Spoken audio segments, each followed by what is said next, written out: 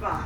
You are 95. If you didn't already know, you'd never guess Don Christ turned 95 yesterday. 5/7/25. Don originally had different plans than swinging on his daughter's front porch in Hastings, something more like eating steak and maybe even getting on the back of a horse. But COVID-19 restrictions forced him to stay home, and his family came to help him celebrate in another way. Ho, ho! By taking a trip down memory lane. The oldest of 14, Don has lived a long and fulfilling life. Oh my goodness. Most of the things we take for granted weren't around, or were brand new in Don's time. He first got electricity in grade school, and was one of the first in his area to be able to attend high school. All the people that lived in the country never went to high school because they had to walk 4 or 5 miles back and forth to high school. The first year I went to high school is when the school buses started running. School buses, which came after paved roads. I watched the roads being built. But high school graduation was the biggest turning point in Don's life,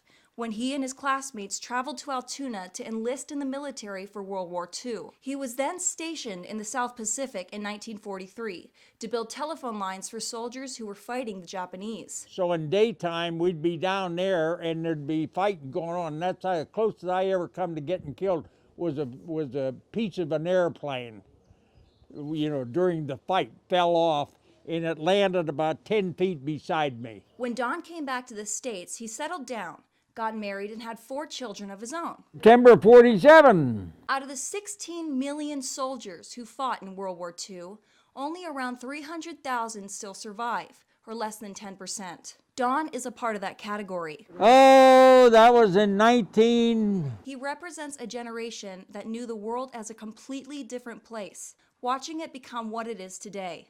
At 95, Don still has a bit of adventure left in him. Maybe next year he'll get to ride that horse. Darby Sparks, WTAJ News.